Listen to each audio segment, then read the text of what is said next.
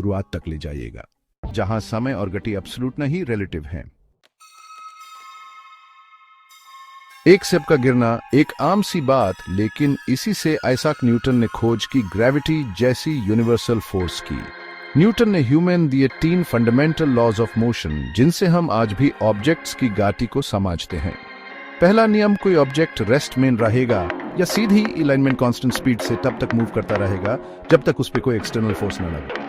दूसरा नियम, force object की मास और एक्सेलरेशन की प्रोडक्ट के बराबर होता है। तीसरा नियम, हर एक्शन का एक इक्वल एंड अपोजिट रिएक्शन होता है।